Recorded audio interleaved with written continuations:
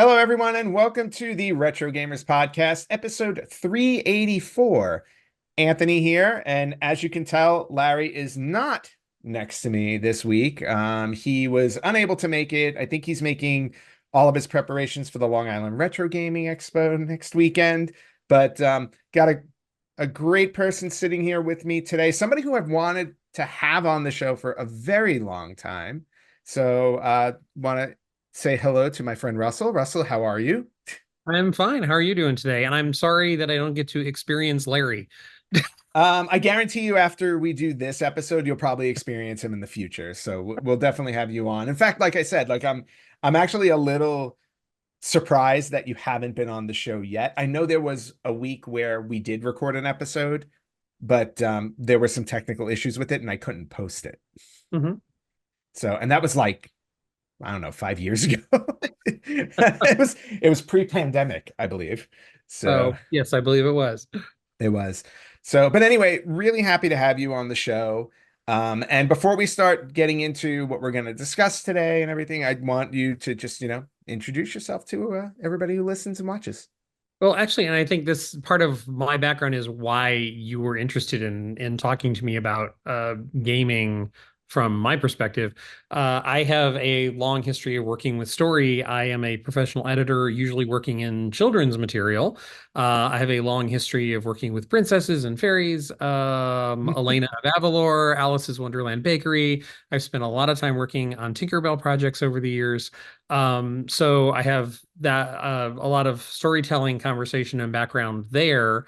My passion and hobby side of me is haunting, and I've helped design haunts and build haunts for a company called Evil Twin Studios that used to work in Pasadena for 3 years running, and then I have consulted on projects like Miasma in Chicago. I have sometimes worked on their team.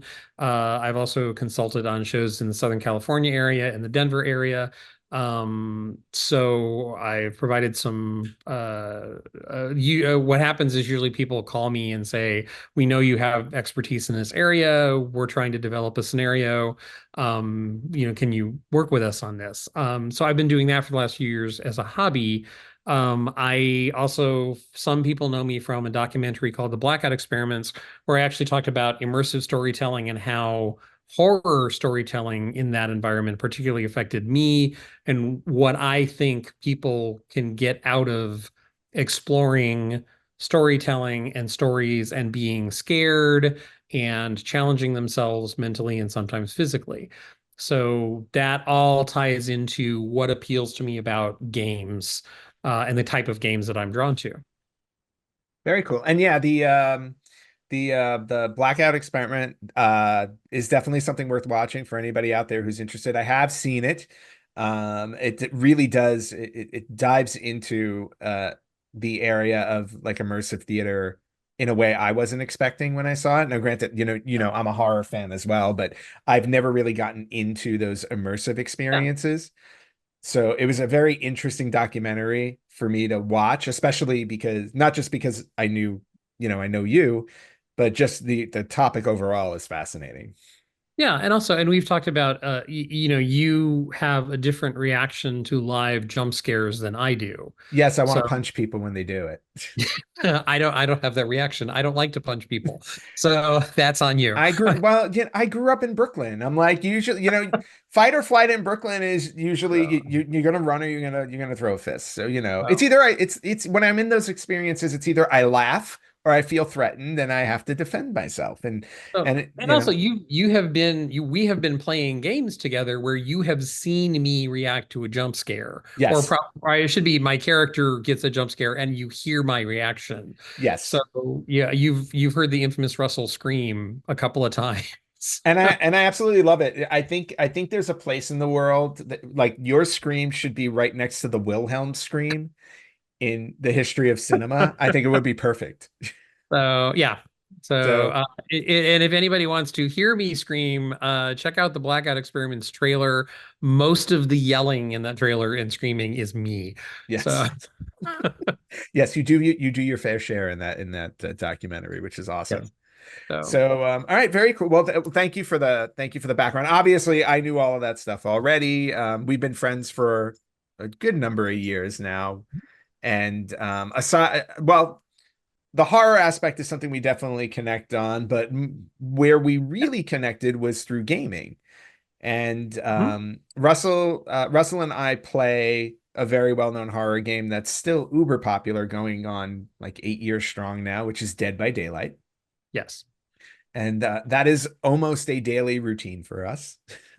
So at least So a couple of rounds. Yeah. yeah, we try and fit it in almost every day. And for me, that game is as much an enjoyable experience to play the game, but it's equally enjoyable for the social aspect of it, which is what I love. Because now that we Yes. live 3,000 miles apart, we don't get to see each other that often in person. So it's always great to connect with you and all of the other guys that we game with Mhm. on And Dead by also, Daylight. I think that was important during the pandemic as well. Oh, it was vital. It was Y- absolutely vital, especially when one of us decided it was a great idea to move across country during the pandemic. Yes. So no judgments on your poor decision making. No, no, no, I judge. I judge plenty. I don't need anybody else to judge for me. So, but yeah, so we've done a lot of gaming together, mostly Dead by Daylight. We've dabbled in a few other things, some more like calming things like Uno or golf with friends and things like Fall that, which are Guys. and Don't forget Fall the Fall Guys. Guys. I you know why? Because Fall Guys is in the past. I don't play Fall Guys anymore. So, but yeah, but we've played a number of games, and what I thought would be a great topic for us to talk about today is that we come from gaming backgrounds that are completely different. Yes, So definitely. I've been gaming since I was 5 years old, like ever since I got an Atari 2600 in my home. So I've been Mhm. gaming for a very, very long time. We're talking like 40 years of gaming. You, on the other hand, came to gaming much later in life. Oh yeah. Uh, and your first console, if I'm not mistaken, was a PlayStation 4, correct? Yeah. Mhm. So Which that I didn't think I needed, and our mutual friend Mike Mhm. sort of convinced me, and Mike is a good enough friend that and this has gotten me wonderful benefits and also has gotten me into weird adventures. And it's like if Mike says, "Oh, come on, trust me," I absolutely trust him. So Mm, and Mike sort of like, no, like really you should give this a shot. There's value here. There's things that you would enjoy here. And like he was kind enough to do the research for me and literally came to me and said, "This is the best deal that's ever happened on this. You should mm, buy this." And I was working and was like, "Okay, fine. I will jump in." And that's how I started. It was like not even really not a pursuit of mine, but trusting a friend's recommendation of like, no, no, no, no, there's something here. You should at least, there's other storytelling, there's other adventures to be had. And that was kind of how I got in. yeah, and before that though, was your experience in gaming before that? Like, did you ever go to, like when you were younger, like go to an arcade or go to a friend's house and play anything? Like what was Um, your experience before that? Actually, because it's limited, I can give you very specific answers to that. Oh I wow. worked at a movie theater that had Robotron, which drove me Nice. crazy. I hated that game. So because I would, like after 2 rounds, I would be overwhelmed by the hordes and die Mm. horribly. The only arcade game that I remember really enjoying was Mr. Do's Wild Ride, which I think there were multiple versions of Mr. Do, if I'm not mistaken. Yeah, it was Mr. Do. I don't think was it Wild Ride? I don't think it was Wild Ride. I think it I was just think Mr. Mr. Do. Do's Wild Ride is the roller coaster version. Oh, okay. That's the one I played, where you climbed backwards up a roller coaster. Oh, interesting. You know what? I don't remember that one at all. And you are correct. I'm looking at images of it right now. Yeah, it's So, and I thought like this is so silly hmm that it's entertaining me. But it was the nice. silliness factor for that was entertaining. Never got very good at it. And then gaming, I ignored gaming for a long time, and then I worked at a job that let's say multiple employees spent time playing Doom. Oh. Uh, so I found myself, like everyone would stay an hour extra at the end of the workday, and we would play Doom. Nice. And so that's how I discovered shooter games. Yeah. It was, First through, person shooters. yeah, first person shooter games. Thank you. Was Doom, and you get to the end of Doom, and I was like, really? I did all of that for that ending? Hmm. It's just like it didn't, and so I've never gone back and played any of the other versions of Doom.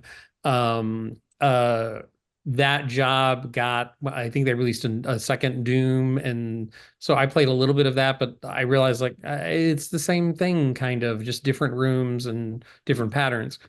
So, and somebody tried to introduce me to what is the castle? Castle Wolfenstein. Yes, Castle Wolfenstein. And I found myself, and you know me well enough that I had map issues. I got one Yeah. right here. So I had map issues. I kept getting lost in the game. Oh yeah. That And that still happens. And just me in life personally, I could get lost in a room with one door. That's just I'm directionally impaired. That's part of my nature as a person. hmm So and I struggled a lot, and also the graphics didn't appeal to me of that game. I just like it just like I'm not interested in this for some reason. And my friend loved it, who introduced me to it. And I was like, yeah, not speaking to me.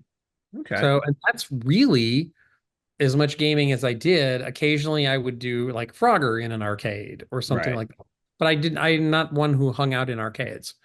Okay. Yeah, and that's cool, you know. I mean, everybody kind of takes to certain like sometimes it's really just you find one game that you connect with really well and that's all you ever do, or you know, you don't do it at all, or then you do it later. So it's cool that you still had like even though it was limited, you still had some type of Oh yeah. experiences when you were younger gaming, which is cool. Although I will say Robotron is a great game. Arcades are meant to take your money, which is probably why you got overwhelmed so quickly. That's what they do. So, Yeah. but the PlayStation 4 is really where that's where you've really become a gamer. Like that's your thing. So when you picked up your PS4, like what was the first game you played? Do you remember? You know what? That's interesting. I actually don't. I got recommendations from people. I can tell you one of the reasons that I started looking for stuff in games was the Friday the 13th game, Hmm. just because I was a horror fan. And I think that's the first game I devoted time to. Okay.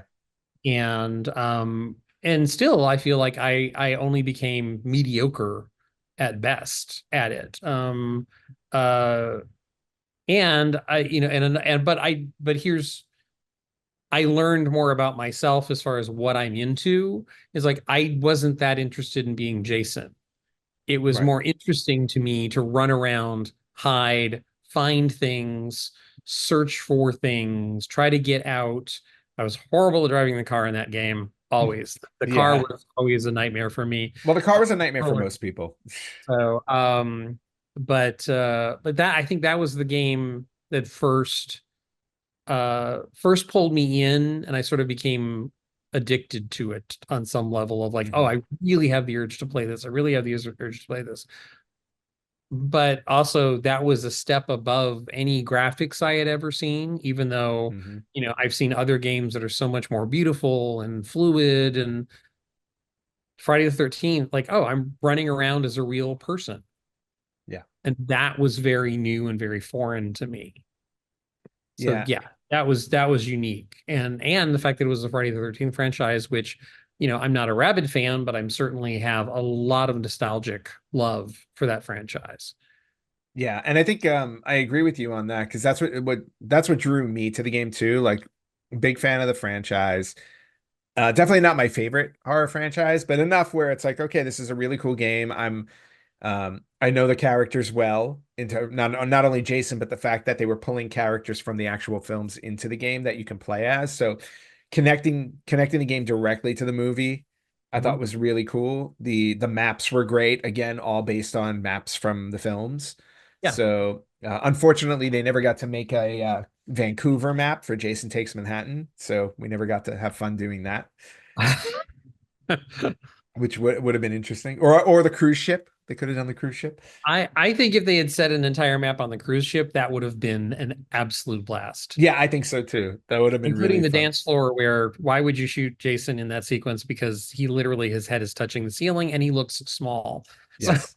think That was a very strange scene. so. But yeah, so Friday the 13th is definitely one. I know that you also I know multiplayer games are usually like a big thing for you. And they're a big thing for me too, like between Fall Guys, Dead by Yes. Daylight. But in terms of like single player games, are there any games that you've connected with in that sense? Because I want to say, based on our discussions, I think you've also played Until Dawn, right? Um, yes, but I didn't get pulled into it the way I do with the multiplayer games. Okay, And to be totally honest, I think that's in my evolution in like that's the next step for me. And the thing that I want to do is I need to do The Last of Us, which I have not done yet. great game. I want to do Until Dawn. And I tried the VR version of Resident Evil when Oh that yes. Hmm. and I am someone who, for some reason, that game, I've played like Astrobot in Hmm. VR and, Beat Saber, but for some reason, the movement in Resident Evil really messed with my equilibrium Mm. and gave me a headache very quickly. But it's something I need to go back and try again. And I Okay. just haven't done that. So, but yeah, it's like, but that's, I think, my next thing. And that's part of this conversation is I think that's the difference between me discovering gaming. I discovered it as a multiplayer experience with my friends. So the social aspect of it that you mentioned earlier, that's really part of the draw for me. Yeah. And I think it's funny too because in my evolution of gaming, I was always more, at least for, a good chunk of my life, like a lot of games I played were single player games because I had two sisters, so I didn't, and they didn't really play games that much. The biggest multiplayer kind of game that we would have in my home would be Tetris, where we would just take turns playing Tetris, and both of my parents also played. So like that was like the one game, but otherwise I was mostly on my own playing games. So I grew up with a lot of single player gaming experience. So your Super Mario Brothers, your Legend of Zeldas, things like that. It was when I got more into high school and college that started to hang out with my friends more and we started playing more multiplayer games because they started to come out more around the time of like PlayStation and Nintendo 64. And what And were when some of those early games for you? so the probably the biggest ones were the wrestling games because my friends were wrestling fans, I was a wrestling fan. So any of the wrestling games that came out, we would always play together. And with the N64, the big appeal to that one was it had four controller ports, so you can play with four people at Oh, once. okay. So the N64 probably got the most couch multiplayer play for me and my friends between the the wrestling games on it and then games that started to come out like Mario Kart 64 would be up to four players. Mario Party, which is like a mini game board game combo Mhm. that was up to four players. So there were a lot of games like that we would wind up playing. And that was my first foray into multiplayer. And then after that, it started to peter off for a little while. When I moved to LA, I did play. There was another game that I think you would have liked. It was on the Xbox 360 and it was called Left 4 Dead. And it was similar to Dead by Daylight, where it was a four player game and you played online with your friends, and the object was to escape a map that's loaded with zombies and stuff like that. Kind of like Back for Blood. Did you play Back for Blood? I no, I didn't play it, but I was over at your place when you were here in Mhm. LA once, and I watched you play it. Yeah. So Back for Blood was made by the same company who did this game Left 4 Dead. Okay. And when I first moved to LA and I didn't know anybody, the way I kept in touch with my friends in New York was we Right. would sign on and we would play Left 4 Dead. Right. And that was really, that was kind of like, for a while, like there was a time where I didn't play a lot of multiplayer games, but that game kind of reignited my love of multiplayer games. And now it was also vital to my social interactions with my friends, on the East Coast. Right. Hmm. And especially because I really didn't know anybody in LA. So I was like, until I started making friends there and building up a social circle, it was really like that was my interaction with my friends. And then that kind of stuck with me for a while, um, playing that. And then it fizzled out again until I got around to like stuff like Friday the 13th, Dead by Daylight, and stuff like that. So, which obviously worked out because, that's really how, like, it's funny, like, you're one of my friendships that really grew off of video games. And Hmm. that's another thing. Just making that connection with people, at least at first through video games, and then obviously, that real life friendship that follows, Hmm. which is really cool. Yeah, and I think your experience, we have talked about scrolling games and Hmm. your single player experience, which was important to you early on. I never went through that development phase with games. Hmm. Pardon me. So I think that's why I have so little patience with them. Because I try to play a scrolling game now and it drives me crazy Yeah. because I don't have the patience to stick with it over and doing the same patterns and dying all the time. I die all the time in multiplayer games and I don't mind because my friends and I are laughing about it. Right. So, but I don't have that development through scrolling games, that single player experience. And I think that's why now I haven't rushed out to do um like The Last of Us, even though it's been highly recommended, is because I know it's me. It's not a multiplayer game. Hmm. So and the other aspect of that is the growth of technology. I see Link in the background. Yes, Link will photobomb every once in a while. So I didn't go through the development of technology, Hmm. which you did. And a friend of mine, my friend Justin in Chicago, we were talking about games, and he said, we were talking about the fact that when I started gaming and mentioned like I'm trying this, I'm trying this, I'm trying that. He said he thought it was interesting that of me discovering it so late because the way Justin put it was, I'm the person who went from 2 buttons to 16 buttons. Hmm. You don't have that experience. No. And, Mike has pointed that out to me. You've pointed it out to me.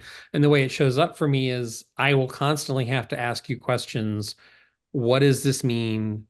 Like, wait, I don't understand. The first time I had the term R3 or L3 for PS controller, I was like, there's no more buttons. I have no idea where that is. And you had to Yeah. explain to me like, oh yeah, I can push the toggle. Wait, I never knew that. So Yeah. it's not intuitive for me because I didn't develop with the technology. I'm just leaping into this, and you guys have an intuition that I do not have. And sometimes that drives me crazy.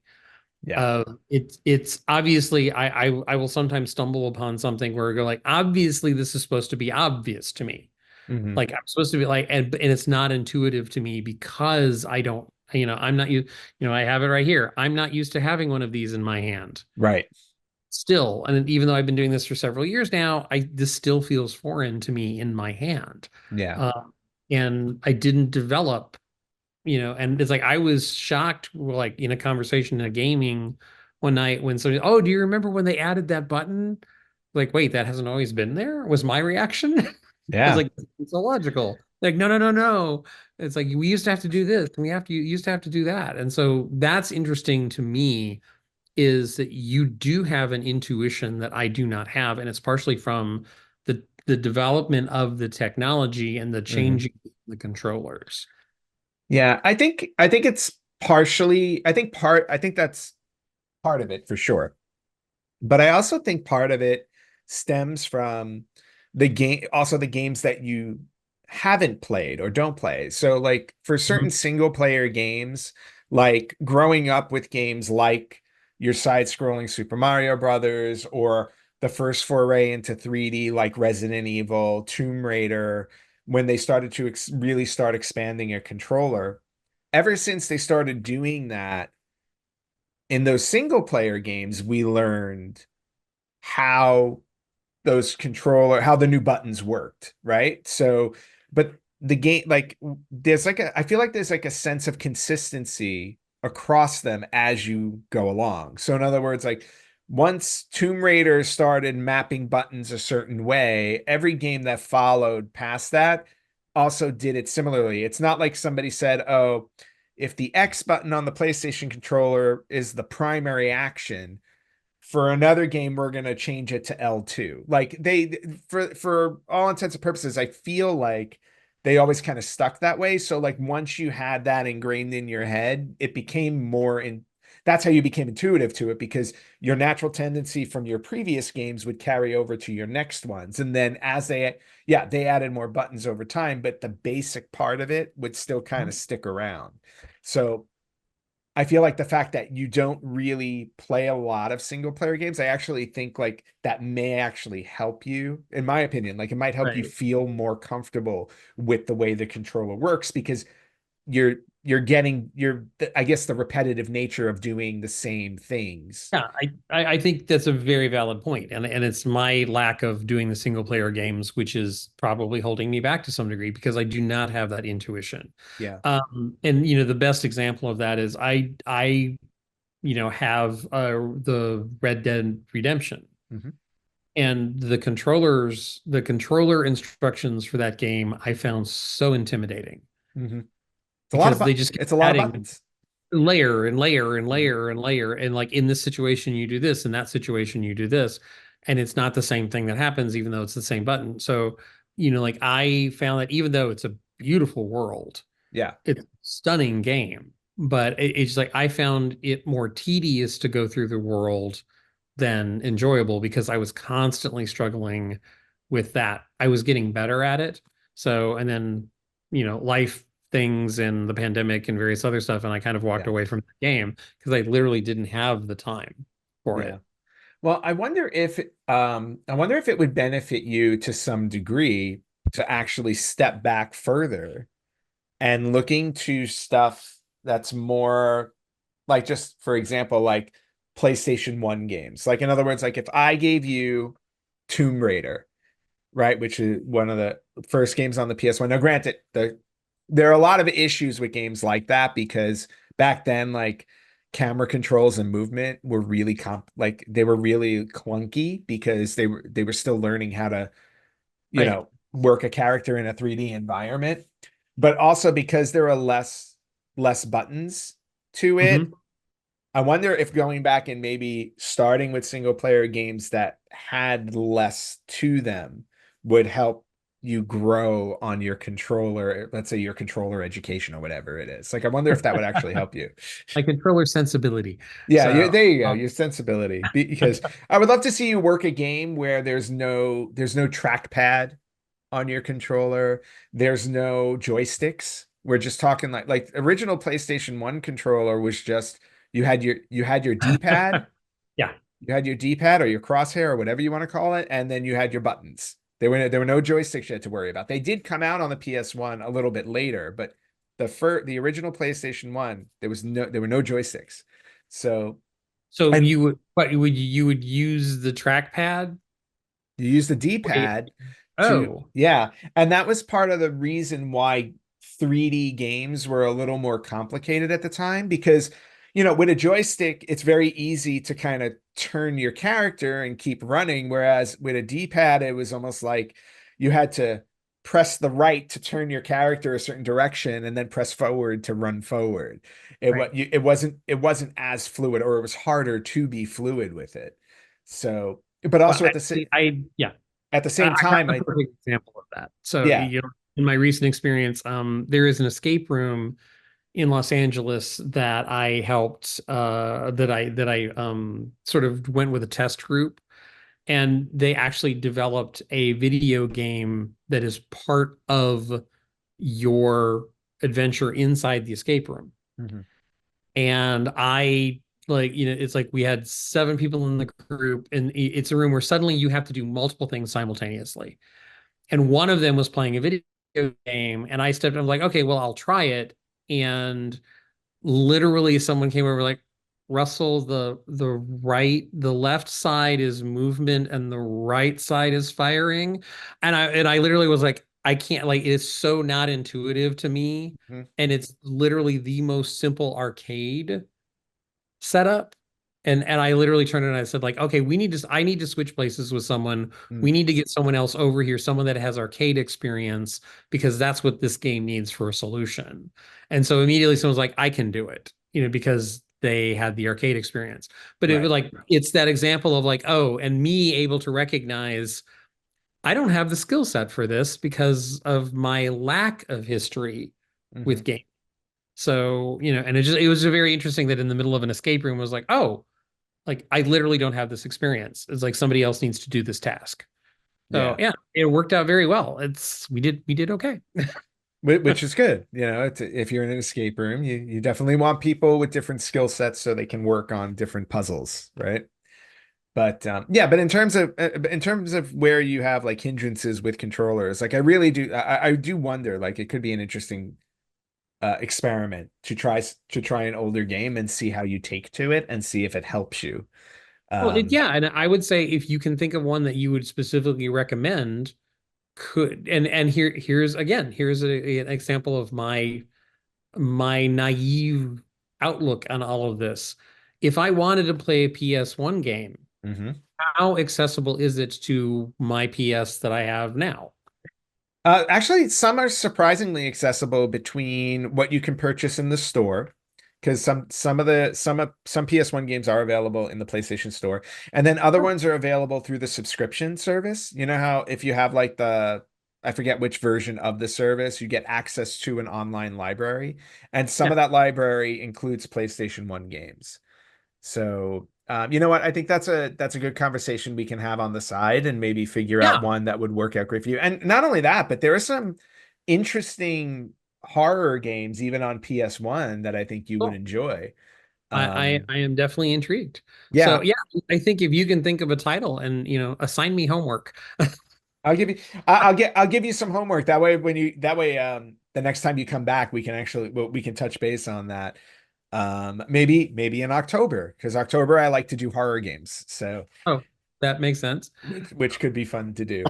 But So, okay, so moving on from that, like in terms of do you ever like aside from like your controller experience as somebody who started gaming within the last 10 years, like what other what other experiences or things that you've noticed that you feel like is different from people who have gamed for a long like you've played with like Mike and I have been playing games for a really long time. So like what other differences do you feel there are um as the somebody yeah intuitiveness is by far the most prevalent. right The maneuvering, and you were talking about, and I think this is interesting because I think you actually helped me understand something just now. You talked about the maneuvering of the cameras. hmm And you know that I switch the rotation of the camera quite often because the default of a game, and because I work in the film industry, I am used to, this is camera movement to me. And some games default that this is camera movement, if right that makes sense. So I have to think of it in film terms. So so maneuverability. down is up is down Yeah, exactly. So it's the idea of because this also is useful in games of you turn you when you because in VR where you look is where you turn. hmm It's like that's how I have to think of it because I am thinking about it in terms of film camera yeah because that's what my job is. So, and I have run into that, and a couple of times I think Mike has come over to my place, and then he'll sit down to play something. He's like, "What have you done to the controls?" And it's like, "Oh, I invert stuff," and yeah it's because of the mentality of what I do for a living. hmm So the other thing is, I think story wise, I know that this will come from when I get more into the single player games. I yearn for a little bit more story, but the other side of that is I don't have the patience that you guys do. As far as figuring stuff out, working through stuff. I like, and it's one of the reasons that, we keep going back to Dead by Daylight. It's one of the reasons I like Fall Guy. It was one of the reasons I liked Friday the 13th, is because it is a set parameter of I am investing this as far Hmm. as time, effort, mentality, effort of my brain. And you quickly I mean, Dead by Daylight, the shortest one I've ever played is probably a minute. And, the longest one we've ever played is probably 40 minutes, Yeah. depending on the killer and the survivors. That's an allotted amount of time. And after that allotted amount of time, you either have a sense of accomplishment or you have a sense of I did well, but I didn't succeed in the task, or wow, I really blew that one. Yeah. And I like the fact that you get that feedback so quickly, Yeah. which you don't get the times I've tried scrolling games, because you've recommended a couple of scrolling games. You recommended one to me about a year ago, and I was like, oh, this is cute. No. No. Do you remember what that was? I don't remember. It's just like a sci-fi one. You're like cleaning up a spaceship or something. Cleaning up a spaceship on the PS5? Yeah, I think so. Oh, it's cleaning up a spaceship. We're a little robot, and you were like, it was a scrolling game, and I think you were like Was it? connected, Oh, wait. Did Mike repairing things on a spaceship. repairing things on a spaceship? That wasn't shiny, was it? It might have been. Yeah. I think Mike recommended that one to me too. Oh, okay. But I'm not sure. Yeah, I'm not sure exactly which one. Yeah, But maybe yeah, it was it was that. just like I just kept getting lost and frustrated. Yeah. Um, Yeah, and I understand that. I was gonna say also, like, in addition to what you said in terms of like with Dead by Daylight, like you have that set amount of time and things like that. It's also helpful that you also have set goals. Like in other words, like in a single player game, it's like after you, let's say you accomplish a chapter in it, you get to the next one, and then the circumstances change, the goals you need to have change. yeah, So then you're also learning on the fly. Whereas with something like a Dead by Daylight or Friday 13th, once you learn what you need to do in the game, it doesn't change. So you have that sense of comfort when you're going into it, where it's like, I already know going in what I need to do. So I don't have to spend time learning what I have to do over and over again in the same game. which is why I think coming up for me, Texas Chainsaw Massacre and Killer Clowns are the next sort of games that I might start including in my rotation. Hmm. I have found with, again, me being directionally impaired, Texas Chainsaw for some reason, because of the look of the interior of the cabin or gas station, or like, that underground interior, and when you get to the exterior, to me all the plants look alike. Mm. So I really have a hard time memorizing the maps and getting comfortable on the maps. Killer Clowns, I haven't played enough to know if I'm having that issue, Yeah, but I same. think I foresee that those being the games, because they are just what you described. There's goals, there's specific tasks, there's things to, and also I love this in movies. I love the cat and mouse Yeah. aspect of, is like trying to hide. I love hiding from a killer in Dead by Daylight and them not finding me. It's like that's exciting and that's fun to me. And you have those aspects in Killer Clowns. You have it in Friday the 13th. You have it in Texas Chainsaw. So those aspects of those games really, really excite me when I'm playing them. So, Yeah. and with Dead by Daylight, the potential for jump scares. I love that. Yeah, and I know you love your jump scares, which Yes, is I do. always good. Um I was also gonna say, but I think there are, like I said, like I think there are some older games that like will still give you some of those moments outside of puzzle games, like like game, like single story type of games, that I think also they have a richness to them, and they're worth playing for the experience, just to get a different sense of how a story unfolds, and to actually get an understanding, like, because you're a big movie guy, you're a big movie guy. And there are, like, games to me are always like just a really long film. Like that's what you're in control of the character, and you're unfolding the story. And there are so many great games out there that have such good, rich stories, that I think that you would take to them really well once you understood and felt comfortable with how it all works. Hmm. And unfortunately, uh, I have become comfortable with a certain set of parameters, and I'm not pushing myself Yep. as a gamer. And that's partially because I really am drawn to the social aspect of sitting around, signing on, and having one or two other people sign on and just connecting like, hey, how was your day? Yep. As I'm dying, what did you have for In this breakfast this game. morning? You know? Yeah, exactly. I'm on the floor. I'm getting stomped to death, but it was a good day. Yeah. So yeah, there's that aspect of it. And that's the next challenge for me. I really like the idea that you have of me going backwards. And Hmm. and backwards, I don't mean that in a negative way. Me Right. going back in time Yes.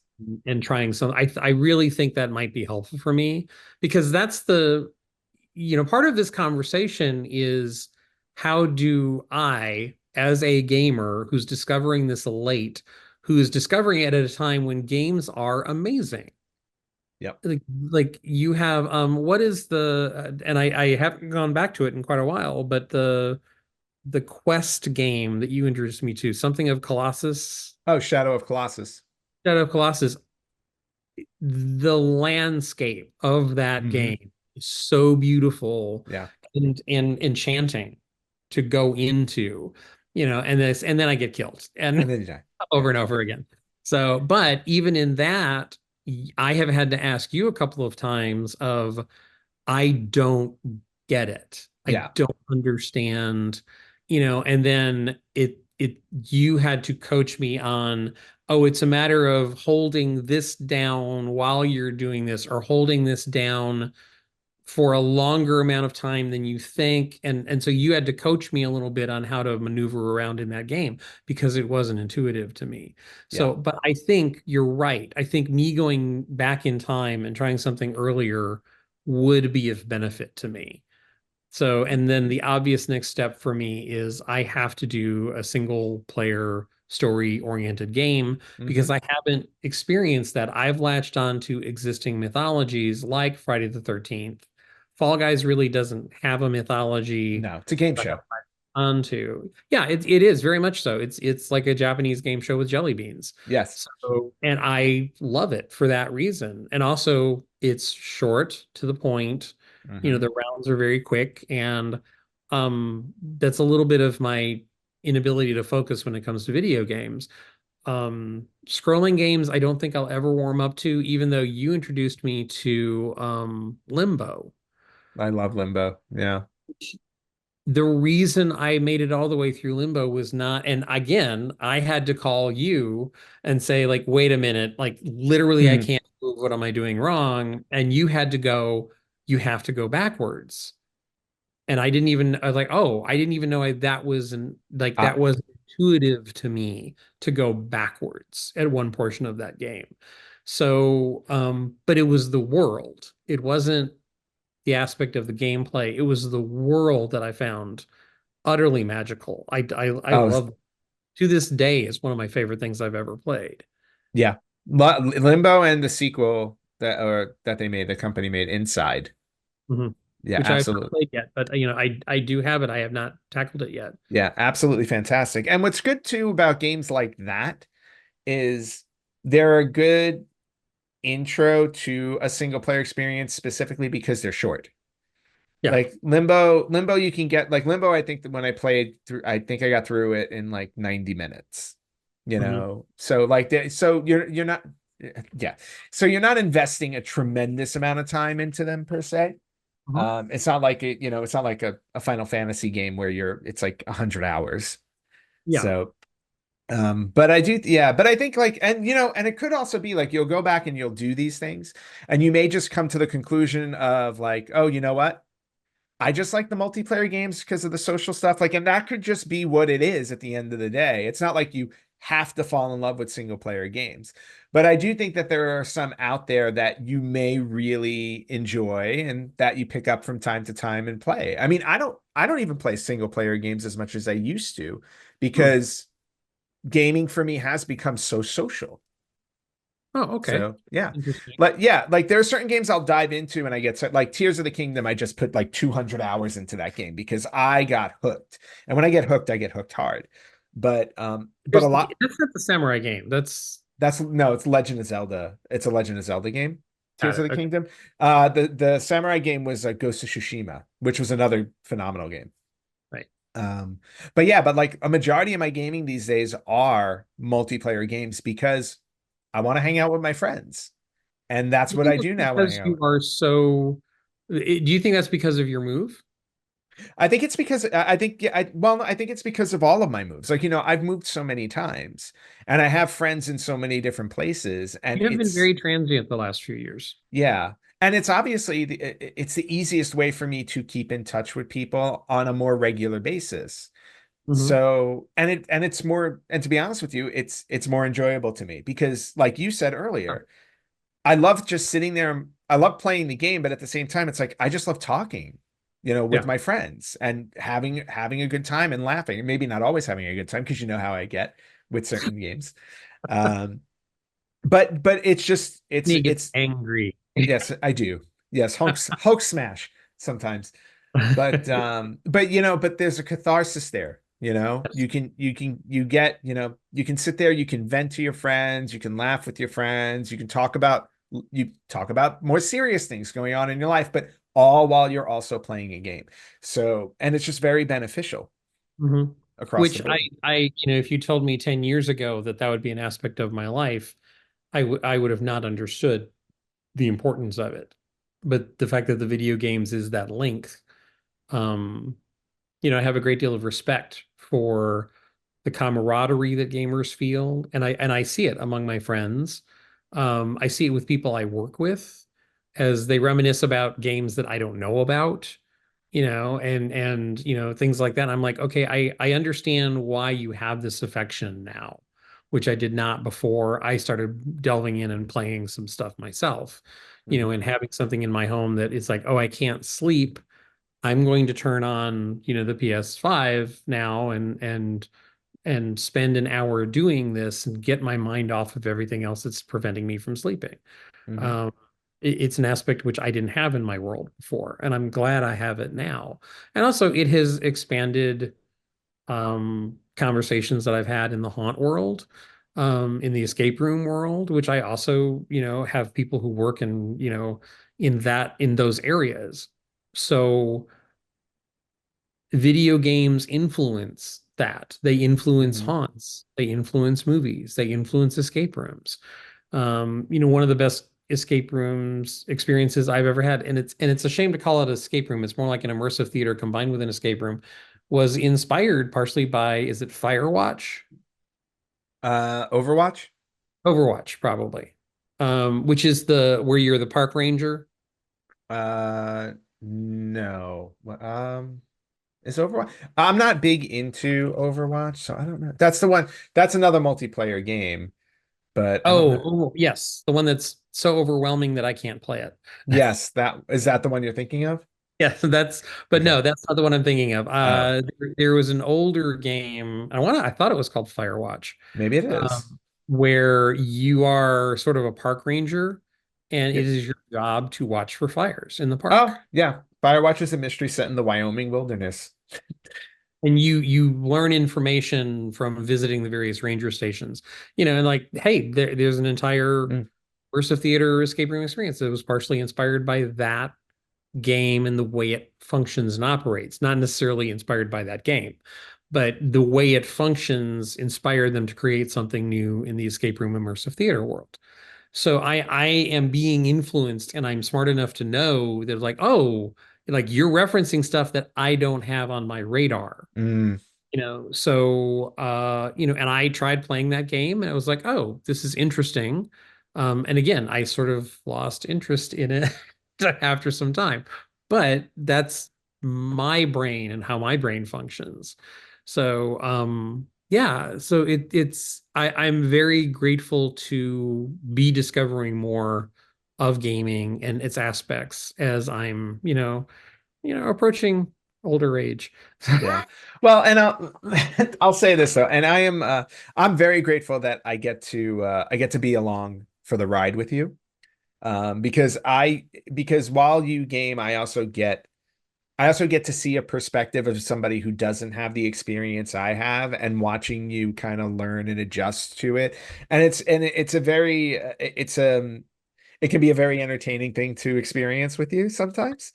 But other And you've times, also seen me get very excited about things. yeah, well, and that's the thing too. Like you get, yeah, like when you learn certain things in the game and to see your reaction to it, like that's something that I remember doing, but when I was like 7, Yeah. and to see, but no, but that's what I mean. Like it kind of brings me back to like my childhood experiences, and the fact that you get to do them at an older age is really special, because it's like those are experiences like now, even at at my age now, like they don't seem to come as often as they used to, right? Mm. Learning something Okay. new. So seeing somebody, a little bit older than I am experiencing things for the first time, and those just instinctual reactions, and emotional reactions, it's actually really fun to see. It's one of the many reasons why like I enjoy playing games with you, but also like, how much I value our friendship. Mhm. No, that's I agree with all of that, and it's you've introduced me to stuff and helped me learn stuff that that's part of our friendship as well. So you have an entire realm of experience that I don't, and through my interests and my background, I know that I have experience that you don't have. Mhm. And we have shared aspects of that with each other, like, hey, isn't this cool, isn't that cool, Yeah. and that's become part of our friendship, is that exchange. So, and I certainly appreciate it. Yeah. And I do as well. So I think this was a great conversation, Russell. I'm gonna stop us right there, because we're gonna need more material for future episodes, and I'm sure we'll have more topics to discuss together. But we're gonna take a quick break, and then when we come back, I'm going to introduce Russell to a single player retro game, Okay. and we're going to have you play through it. I am going to narrate it. So when we come back, Russell is going to play the Oregon Trail for the very first time. Which I have heard of this game because it's the butt of so many jokes in everything from movies and TV Mhm. shows. I've heard it referenced. So, but I have not played it. Yep. So we're going to jump into that when we come back. Hey everybody, Anthony here from the Retro Gamers Podcast, reminding you that this weekend, August 9th, 10th, and 11th, Larry and I will have a table at the Long Island Retro Gaming Expo. It's taking place at the Cradle of Aviation Museum in Garden City, Long Island. So if you haven't had a chance to get your tickets yet, you can get your tickets at the door. Larry and I will be there the entire weekend, Friday, Saturday, and Sunday. Just look for the Retro Gamers Podcast table. We'll have a banner out. We're going to have some systems out. We'll be playing some games, recording an episode there. And we even have a special contest where we're going to be giving out a $50 gift certificate. So feel free to stop by the table and play in the contest, or to just chat with us. Again, that's at the Long Island Retro Gaming Expo this weekend, August 9th, 10th, and 11th, at the Cradle of Aviation Museum. You can go on their website at liretro.com for more information, and we'll see you there. All right, here we are, Russell. We are back, and here is the Oregon Trail. This is a text-based adventure game that goes all the way back to the 1970s. Really? So yeah, dates back to the 70s. It's been on multiple consoles, it's been on all different kinds of computers going back to the 70s. It's also been on some consoles. In fact, a version of this game just came out on the PlayStation 5. I just bought it last week, actually. Okay. So, and of course, So obviously, if I'm really excited by this, I will go buy it. yeah. So it is a single player only game. So here's how we're going to do this. Okay. For our podcast audience, for those watching on YouTube, you can obviously see my screen. For those of you who are listening to the podcast, I'm going to narrate the game since it's a text-based adventure game. Russell is going to be responsible for making the choices in the game, and we'll see how far you can get. So, Okay. and the object is to get your wagon from Missouri to Oregon without everybody dying. That was going to be my next question. That Is is what are that is that is the goal. So we're gonna get this started. I'm gonna hit start on travel the trail, which is what you do. right? And now they ask you what type of person you want to be. You can be a banker from Boston, a carpenter from Ohio, or a farmer from Illinois. Now, depending on who you choose, it affects how the game starts. I just my inclination is I was born in Illinois, so So you're going to be a farmer from Illinois. farmer from Illinois. All right, here we go. What is the first name of the wagon leader? We're going to say it's you, Russell. Okay.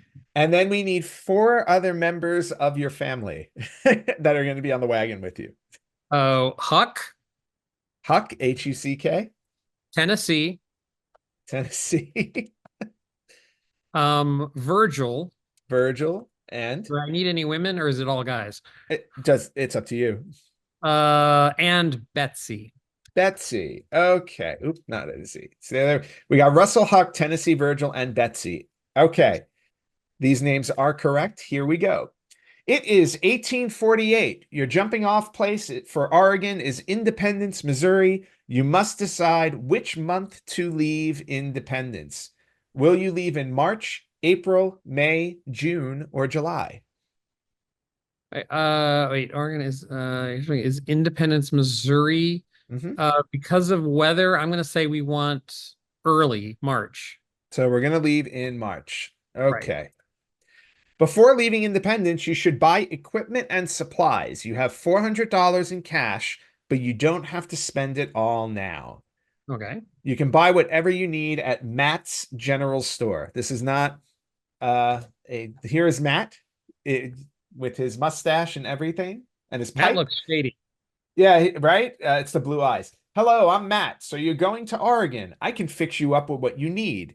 A team of oxen to pull your wagon, clothing for both summer and winter, plenty of food for the trip, ammunition for your rifles, and spare parts for your wagon. Now, what items will you be purchasing? You have to Well, choose one at a time. okay, I would think oxen is you have to have oxen would be my All guess. right, so we'll start with oxen. There are two oxen in a yoke. I recommend at least three yoke. I charge $40 a yoke. How many would you like? Let's do three. Okay. All right, so that's $120. Now, what do you want next? Food, clothing, ammunition, or spare parts? Food. Okay. Food. I recommend you take at least 200 pounds of food for each person in your family. I see that you have five people in all. You'll need flour, sugar, bacon, and coffee. My price is 20 cents a pound. How many pounds of food do you want? 200 pounds. He's recommending 200 pounds per person, so that would be 1,000 pounds. Let's go 800. Okay, 800 pounds. Betsy doesn't eat much. Yeah, all right. So yeah, Betsy's gonna hold off on some of the food. All right, we'll move to clothing. You'll need warm clothing in the mountains. I recommend taking at least two sets of clothes per person. Each set is $10. So he's recommending 10 sets. I think we're going to have to share. Okay. So two for Betsy, for That sexist because she's a woman, she needs to change her clothes. yes, yeah, Okay, absolutely. lovely. Let's say eight. Okay, so we're gonna do eight of those. You're already at $360, and we have not bought ammunition or spare parts yet. So let's go to ammunition. I sell ammunition in boxes of 20. Each box costs $2. How many boxes would you like? You only have enough to buy 20 boxes at most. Yeah, and I don't know what the spare parts cost. Let's say 10. Okay, so we'll do 10. We can always go back and change really quickly. Okay, spare parts. Wagon wheels are $10 each, wagon axles are 10 each, and wagon tongues are 10 each. Oh, if a waxle breaks, we're screwed. Yes, Um, those uh, waxels. so, yeah. I was reading wheel when I said axle. One wheel, one axle. All right, one wheel, one axle. How many tongues? I won't be able to afford a tongue. All right, so we'll say zero tongues. Okay. Do you want to change anything? Like, in other words, do you want to take a little less food and have more spare parts, or do you want to just go with this and see what happens? Well, I already skimped a bit on the food. Right. No, I'm going to leave it the way it is. All right, here we go. We're leaving the store. All right, good luck on your journey. And here we go. So we are in Independence, March 1st, 1848. All right, the weather is cold, your health is good, your pace is steady, and your rations are filling. Now, you get choices here. You can go on the trail and see what happens. You can check your supplies, look at the map. You see all the options in front of you. What would you like to do? Uh, all right, now here's this is already my lack of experience. My first inclination is just to continue on the trail because my impression is we are going on the trail. Yes. But do I need to look at the map? Are there choices that I need to make based on the map? Well, if you go and look at the map is just showing you where you've started to where the finish line is, and you're just gonna Oh, okay. So this you helps. Yeah, this helps. yeah, so you're just going like when you hit continue on the trail, you're on your way to the next stop. Yeah, then I would say continue on the trail. Okay, so we're going to continue on the trail, and here we go. From I don't want to. Independent, from Independence, it is 102 miles to the Kansas River crossing. And here we go. So at any point in time, you can hit enter to size up what's going on. Oh, you got caught in a blizzard and you lost one day. It's March. But there was a blizzard, so now you got stuck. It's March 5th, March 6th. You see the dates going. You have a Oh, broken, wow. you broke Okay. the wagon tongue. Would you like to try and repair it? Oh my God. The one thing I didn't buy. Yes. Okay. You are unable to repair the broken wagon tongue. You must replace it with a spare part. Since you don't have a spare tongue, you must trade for one. So now we're going to go back to our options. And what are you going to do? Well, I have to trade, Yep. attempt to trade. Attempt to trade. All right. You meet another immigrant who wants 57 pounds of food. He will trade you one wagon tongue. Are you willing to trade? Yes. Otherwise, you can't go anywhere. All right. Yeah. So now your wagon is fixed. Are you ready to move on? Yes. All right, we're going to continue on the trail. Virgil has a broken leg on March 8th. Who are these people? He got hurt on the trail. How did he break his leg? I don't know. You are now at the Kansas River crossing. Would you like to look around? No. No? Okay. No.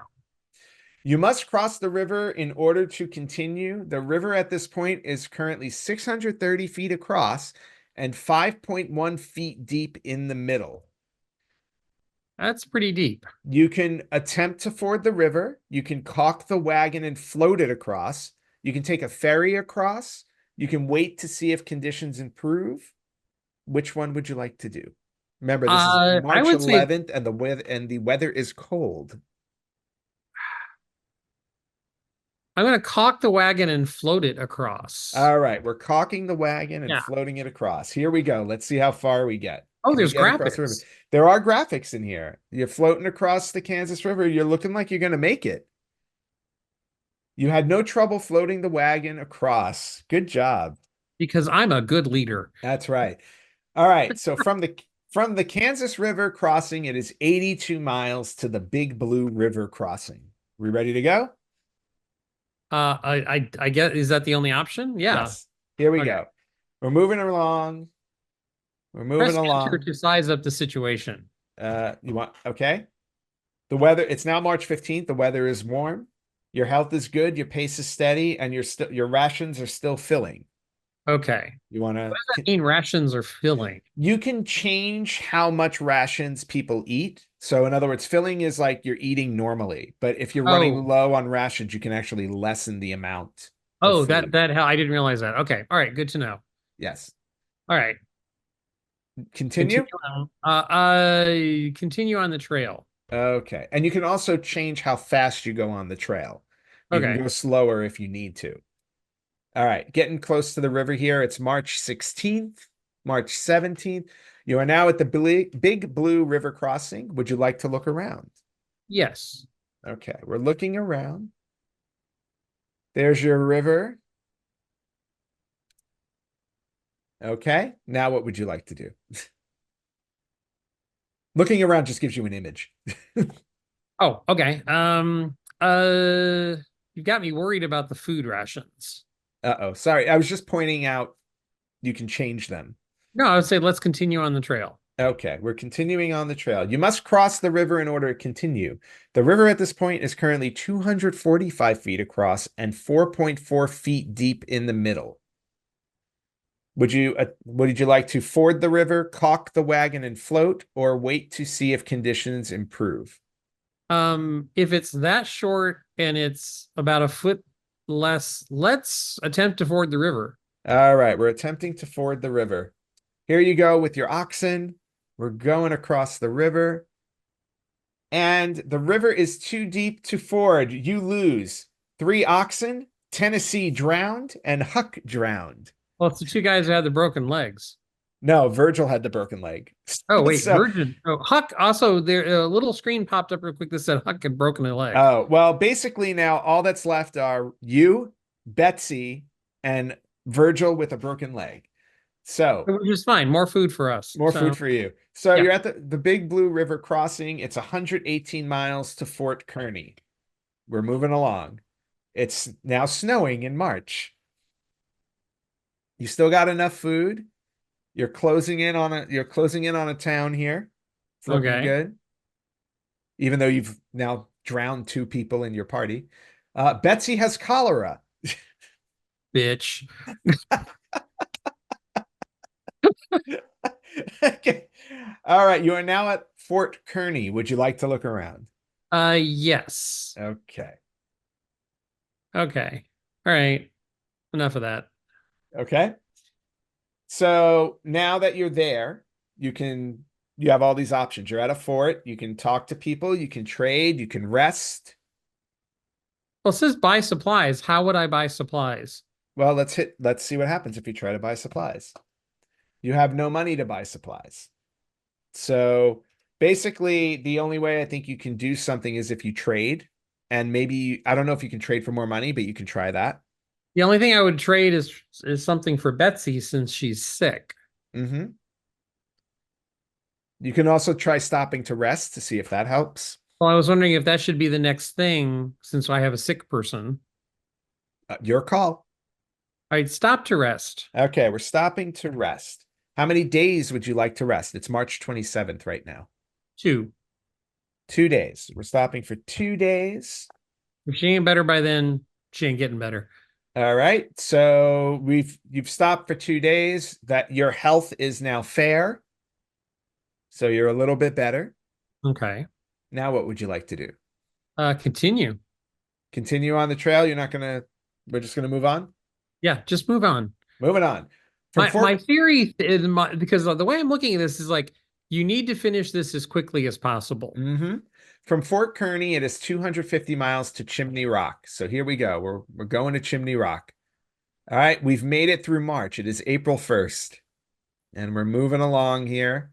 Your food, you notice your food is slowly dwindling. Yeah. A thief comes during the night and steals one of your ox. Bummer. Okay. And now we're moving along. Yeah, see this is brutal. We're talking about the mid-19th century. Now Virgil has cholera. You just got cholera going all up in your wagon. Wait, was he fooling around with Betsy? Maybe. You find an abandoned wagon with the following: 2 sets of clothing, 21 bullets, 1 wagon axle, and 3 wagon tongues. So Okay. that's helpful. Yes, absolutely. All right, so we're still moving along. We're trying to get to the next stop. You still have food. What you really need is money because you're gonna have to buy more food eventually. Yeah, that's the food is good. Yeah. Virgil has died of cholera. Well, Sorry, it's good for Russell. the food situation. It is, and now it's just you and Betsy. You and Betsy are moving along. Oh, severe blizzard. You just lost the day. And we're moving. This game was Betsy, written by very depressed people. yes. Now Betsy has dysentery. Okay. Good luck. All right, it's April 22nd. Betsy has died. Wait, so that means it's only me. You're all by yourself. It's just you for the rest of the trip, all alone. You and your ox, basically.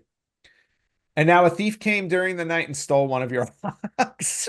Well, that means I guess I'm back to an even number. You are now at Chimney Rock. Would you like to look around? Sure.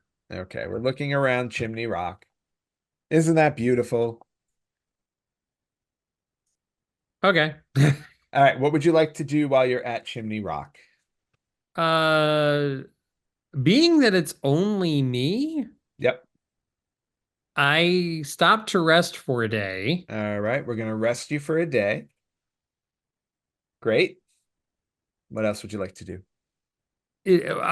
Just for my lack of knowledge, is there any reason to talk to people? Yeah, because you may find people are interested in buying stuff from you. They may have information. It might be helpful. All right, talk to people. All right, we're gonna talk to people. Alonzo Delano tells you about noon yesterday, we came in sight of Chimney Rock, looming up in the distance like the lofty tower of some town. We did not tire gazing on it. It was about 20 miles from us and stayed in sight till we reached it today. Okay, he was not helpful at all. No, that didn't do anything for me. All right, anything else you want to do? Talk to another person. If I hit talk to another person, Aunt Rebecca Sims tells you, I hear terrible stories about wagon parties running out of food before Oregon. The whole party's starving to death. We must check our supplies often. We might not get there as soon as we think. Always plan for the worst, I say. Okay, can I change my food rations? You may change your food rations. You can change you right now you're doing filling, which is meals are large and generous. You can switch them to meager or bare bones. I'm gonna say bare So bones. meals are very small. Everyone stays hungry. Yeah, because it's Okay. only me. Okay. What else would you like to do? I think that's it. I think continue from here. All right. We're continuing on the trail. It's 86 miles to Fort Laramie. Oh, that's not far. But you have dysentery, Russell. What? How did I get dysentery? Because of Rebecca, it you. was that woman I talked Yeah. to. Well, no, it was Betsy and Virgil. You were traveling with them. You've now gone on a wrong trail and you've lost a day. We're still moving along. Your health is poor and Russell has died. Russell, I am sad to say you did not make it to Oregon. You have died on the Oregon Trail, and here is your tombstone. Okay. I sense a lot of replayability. There is replayability. Would you like to put an epitaph on your tombstone? Yes. Okay. What would you like to say on your tombstone? Why? Question mark.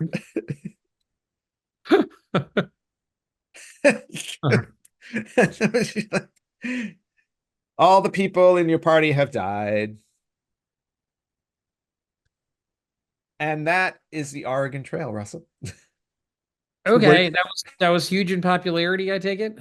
It was an extremely popular game. It was actually created by a teacher to teach his students about the how That makes dangerous it was, yeah, traveling across the country. And it just yeah, that makes became, perfect sense. yeah, it just became a very popular game. If I remember correctly, I think it was like 1971. If we're going back, That early? yeah, we're going back like 50 over 50 years. Wow. So it's a Because I very do sense popular the game. replayability. I like there's only one good thing that happened was when we found the abandoned wagon. Yeah. So it's yeah, and that's the whole point. Like it's a very challenging game where things happen randomly, so you only have so much control over what you can do. And you have to manage things as they come along too. So in other words, like when let's say for another time that you play the game, let's say somebody breaks a leg or gets sick or something like that, you can hit enter at any point you're traveling and stop and rest and see if people will get better before you Oh, continue on. okay. Like you can do different things like that. Can you Um, survive? I assume you can. you can. I've beaten the Oregon Trail before. Okay. Yeah, you can definitely get to the end of it. It's just you have to. Yeah, there's just look. Sometimes random things just happen. You can't do anything about it. Right. It just does. So And people kept breaking their legs. yeah, lots of broken legs. It's rough out there on Okay. the trail. So, but for a general, you've never played a text-based game before, like what? And I know we played it kind of quickly for for the podcast, but what did you Yeah. think of it overall? I go back to somewhere early in the internet forming. I remember somebody sent me to what was considered an interactive website. Mm-hmm. Had a little bit of that vibe Okay. of it was trying to actually it was trying to fake what AI is now doing. Mm. It was trying to it had like would look for keywords apparently and spit out stock responses like if you asked it a question. Um, it has a little bit of that vibe to it. Mm-hmm. I don't even remember what that was or what was the point of doing that was, but it was like you were trying to have a conversation with the computer. Um, and so it feels a little bit like that. Okay. I actually see the appeal because I would like to go back and try it slower and you know, Yeah. so yeah. All right, So cool. the sex of the person matter? I mean, what if it was, like all women together or all men or I don't think so because it doesn't ask you for the sex of the names you put in. oh, that's right. You're right. Yeah, so I don't think it factors that in. Hmm. Although it is funny that Betsy was the one who brought you the cholera. Yeah, apparently. So So, so but never well, forget all this right. Well, I'm glad you got a chance to play it. Yeah, that's cool. And again, I want to thank you so much for being on the show this week. I hope you had a good time. And again, this was long overdue, absolutely long overdue. Absolutely. No, it's like I have picked up and learned a lot from you, and I appreciate you sharing with me your gaming expertise over the last few years because it's an area that's new to me still, even though I've been doing it for a few years now. It still feels very new, and I still feel like a newbie. Yeah, well, and all I can say to that is keep enjoying the newness of it because it's just a great ride, and I'm happy as always to be along the ride with you. So for those of you out there who watch or listen to the show, whether you've been playing games your entire life or if it's something new to you, feel free to reach out to us. I'm sure if you have any pointers for Russell, he'll gladly take them. Yes. And you can always reach out to us on Facebook.com/Retro Gamers Podcast, on Instagram at Retro Gamers Podcast, on Twitter or X at Retro Gamers Pod. You can listen to us wherever you listen to podcasts. You can watch us on YouTube and Spotify at Retro Gamers Podcast, and you can email us at email@theretrogamers.com. Russell, I wish you a very wonderful week. And again, like I said, thank you so much for being on the show. And for everybody else, next week, Larry and I will be at the Long Island Retro Gaming Expo, and we'll be recording our next episode there. So we will catch you next week on the Retro Gamers Podcast.